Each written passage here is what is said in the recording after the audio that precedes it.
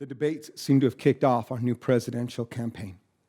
We're going to hear more and more people making promises to you why they can fix this world and why they need your vote to do this. Our own president's going to promise you the same thing. They're all wrong. None of them can do it.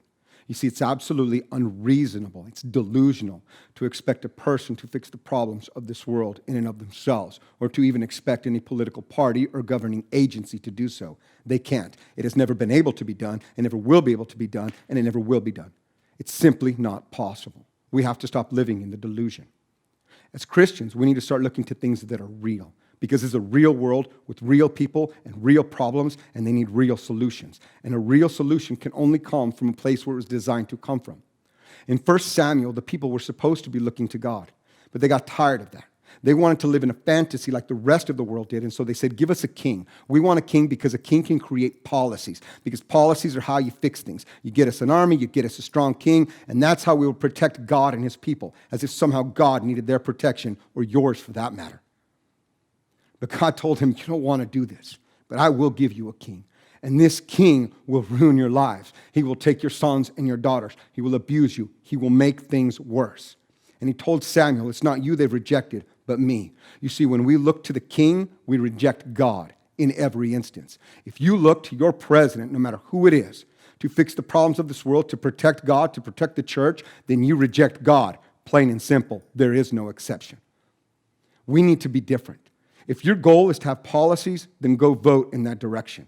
If your goal is to have a policy against abortion, then vote in that direction, by all means. But if your goal is to end abortion, go walk alongside a woman who would have a child.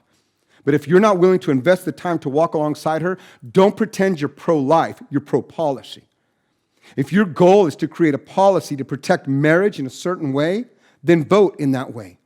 But if your goal is to truly protect marriages and to make them holy, invest in people, get to know them, and start taking care of your own spouse. Start treating your own spouse the way the Bible says, as the most important person in your life, because he or she is your closest neighbor. Do you want to end racism in this world? Get to know people. Get to know people of color. Get to know people who aren't of color. Introduce people. Get to know people's stories. And when you know people's stories, you will know them, and they will look a whole lot different to you. Vote, whatever it is that you have to do. But make no mistake, it's not going to make any long-term impact in this world towards the good. If you want to change this world for the better, if you want to move towards the light, invest in people. Walk alongside people. Get to know the person that you have been told is your enemy, even though that is also a lie from the bowels of hell. Go meet them. Look in their face. Know who they are. And when you get to know their story, I warn you, you are going to find out that that person that you thought was your enemy is probably a lot more like Jesus than you ever wanted them to be. Make a difference in this world. Meet people. It's hard to hate up close.